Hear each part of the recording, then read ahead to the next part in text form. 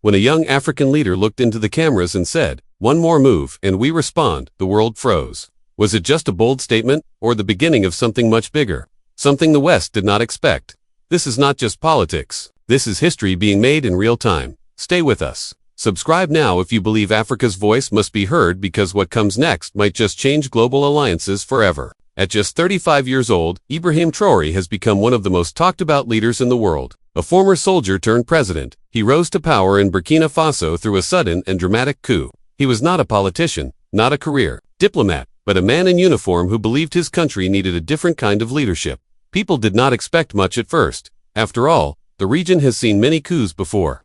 But what followed was anything but ordinary. Traoré did not waste time. He cut military ties with France, a country that had long influenced Burkina Faso's politics and resources. He then turned to Russia, forging new alliances and securing arms deals that surprised many across the West. Then came the boldest move of all. He announced that Burkina Faso's gold, one of its richest resources, would no longer be controlled by foreign corporations. He nationalized it. In the eyes of many across Africa, Traoré was not just another military leader. He was a revolutionary. He was reclaiming what belonged to the people. For his supporters, he represents the new face of African resistance. Someone who is not afraid to speak up, not afraid to stand against powerful nations, and not afraid to make enemies. But that same boldness has also made him a target. Western media began watching him closely. Some tried to label him dangerous. Others tried to ignore him completely. But none could deny that his influence was growing. So when Ibrahim Traoré recently looked into the camera and sent a direct warning to Israel's prime minister, people listened. He said, "One more move, and we respond." Just 7 words. But they have sent shockwaves across continents. Why would a West African leader challenge Israel so directly? What does he know that we do not? And what does he plan to do next? The video was short, but it shook the internet. Ibrahim Traoré sat calmly, but his words carried a weight that felt global. With a steady voice and eyes that did not blink, he said, "One more move, and we respond." That was it. No long speech, no dramatic music, just a clear message aimed straight at Israel's Prime Minister, Benjamin Netanyahu. People everywhere asked the same thing. What move was he talking about? What line had Israel crossed to spark such a direct warning from the leader of Burkina Faso? At the time, Israel's military had intensified its operations in Gaza.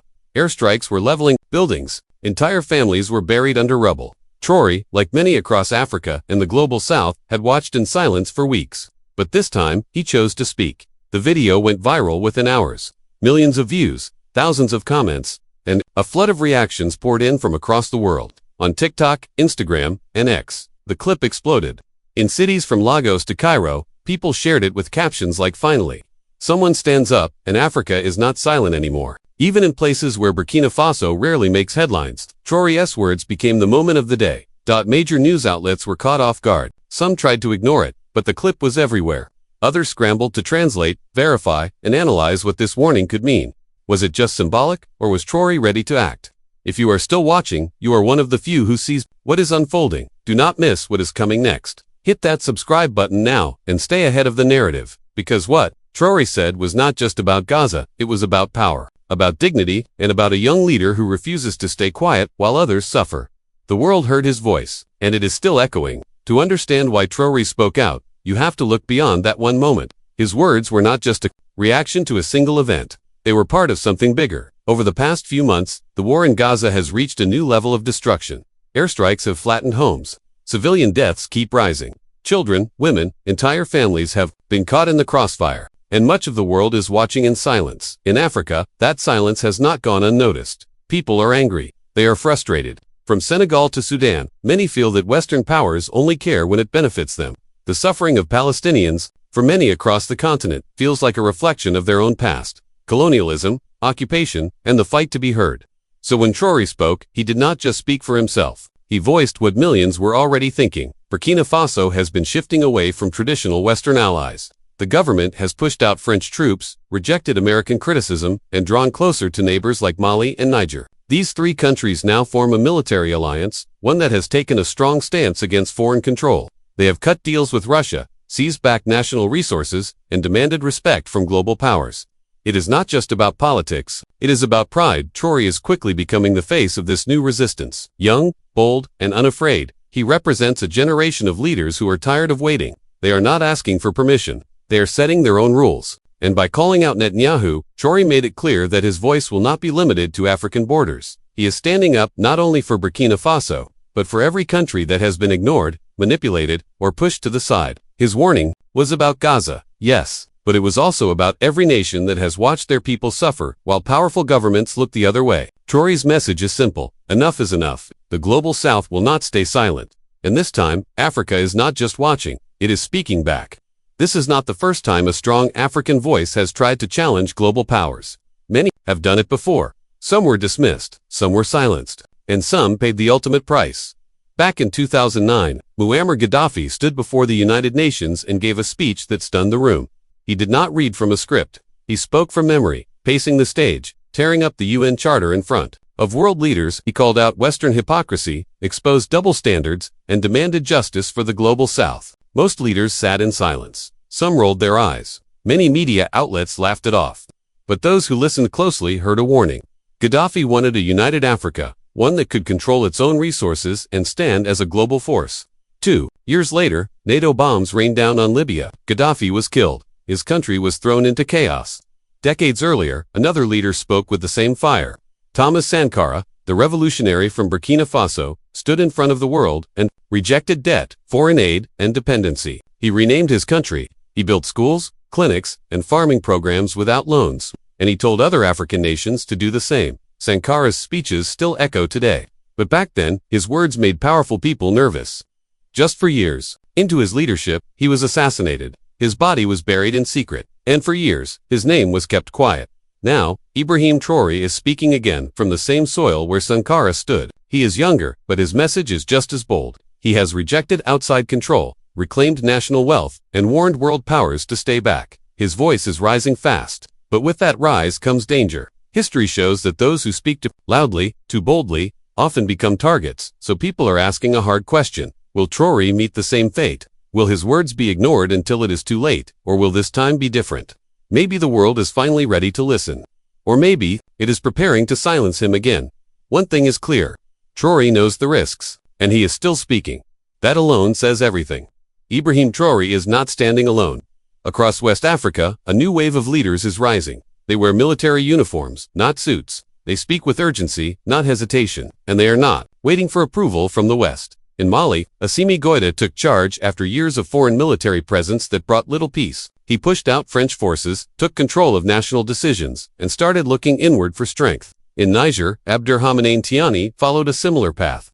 He led a coup, then called for independence from outside influence. He shut down foreign bases and rejected pressure from international powers. Together with Traoré, they are forming a powerful front, one that is not afraid to reject old systems, one that is openly challenging the role of France, the United States, and other Western actors in African affairs. These leaders are not perfect. Their paths are not without controversy. But one thing is clear: they are changing the tone of African politics. For decades, many African governments followed the same script. They took loans, followed orders, and stayed quiet in global conflicts. That era is fading fast. When Traoré said, "One more move and we respond," he may have been speaking about Gaza, but the meaning behind those words runs deeper. It is not just about Israel. It is about years of silence, years of watching global decisions being made without African voices in the room. That warning could be the start of something bigger, a sign that Africa is no longer willing to play the role of spectator. This is not just one man speaking. This is a continent finding its voice. The question now is whether the world will listen or push back even harder. Because the leaders of Burkina Faso, Mali, and Niger are not backing down. They are stepping forward, together. And if this truly is Africa's turning point, then those 7 words from Traoré might be remembered as the moment the silence broke. When Ibrahim Traoré issued his warning, something strange happened. Most of the major Western media outlets barely mentioned it. Some ignored it completely. Others gave it just a passing line, like it was not worth paying attention to. No interviews, no deep analysis, no headlines. For a moment that sparked millions of views online, the silence from global news was loud. Then came the noise. Not from official sources, but from rumors and fake clips flooding social media. Some claimed Traoré demanded 90% of Israel's gold. Others said the United States gave him a 24-hour deadline, or that he was caught making secret deals. Videos started popping up with altered voices, strange subtitles, and AI-generated images. Deepfakes blended truth with fiction until it became hard to tell what was real. This was not a mistake. It looked more like a pattern. Distract, distort, then dismiss. Instead of reporting what Troare actually said, much of the Western response focused on confusing the story, and that raises a real question. What are they trying to hide, and why does this one voice scare them so much? Maybe it is not just about what Troare said, but about what he represents. A young African leader, not backed by Western money, standing firm and calling out global powers. That is a story many are not ready to tell, so they stay quiet. Or they twist the facts, because if people heard the full truth, they might start asking their own questions, and that could be the real threat. Not the words themselves, but the spark they light in others. Because once people begin to question the silence, the world starts to change. And the ones who controlled the narrative for so long begin to lose their grip. Western leaders already have their hands full, but now, Benjamin Netanyahu faces a warning that feels different. This time, it does not come from a superpower. It comes from the youngest military leader in Africa, someone many in the West still dismiss. But that dismissal may be a mistake, because when Ibrahim Traoré speaks, entire nations listen. At home, Netanyahu is already under fire. The protests in Israel have been growing. His coalition is fragile. The war in Gaza has brought non-stop international criticism. And now, just when he thought things could not get worse, Troare has stepped into the global spotlight, dragging Israel into a new kind of confrontation, one rooted in colonial history, racial justice, and economic power. Traore's warning is not just a political statement, it is a challenge to the entire way global alliances are structured. And that scares many world leaders, including Netanyahu. Because the African Union has been gaining strength. Many of its younger members are fed up with being ignored or used in Troare. He is becoming a voice for all of them, a voice that does not beg for recognition, but demands it.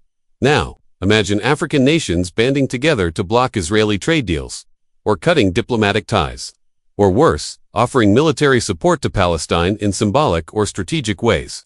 That might sound far off, but a few years ago, no one thought Burkina Faso would kick out France either. And yet it happened. So Netanyahu's dilemma is not just about politics anymore, it is about a shifting global order. One where leaders like Troare are no longer asking for seats at the table. They are flipping the table over.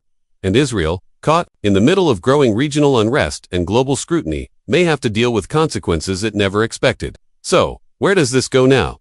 That is the question everyone is asking. Because this was not just a bold statement from a young African leader, it felt like a shot fired across the table. And what happens next could shake more than just diplomatic circles. First, there is the real possibility of diplomatic sanctions. African nations, especially those aligned with Traore's vision, might pull ambassadors or cut ties with Israel. Countries like Mali, Niger, and even Guinea could follow Burkina Faso's lead. If that happens, it sends a signal to the rest of the world that Africa is no longer afraid to stand alone, or to stand together, even when the stakes are high. Second, Troare might not stop here. He could push for a full-on coalition. Think Sahel unity, backed openly by Russia. Not just words, but weapons, trade, intelligence sharing. A new alliance that does not rely on the West. And if that comes together, then it is not just about Israel anymore. It becomes about Africa saying, we are done being ignored. And that would change the map. Not just of power, but of influence. Then there is another path. Israel might choose to ignore all this. No statements, no replies. Just keep doing what they are doing and hope it all blows over. But the danger there is not in the silence. It is in the build-up, because people across Africa are watching. They are angry, they are mobilizing. The more Israel stays quiet, the louder the resistance grows. And now, the biggest twist. This might not be about Israel at all. This might be about a shift, a movement, a moment when Africa stops asking to be heard and starts making itself impossible to ignore. Traore's words were not just outrage. They were a line in the sand. So what happens next? That depends on how fast the world realizes something bigger is happening. This is not just a warning, it might be a countdown.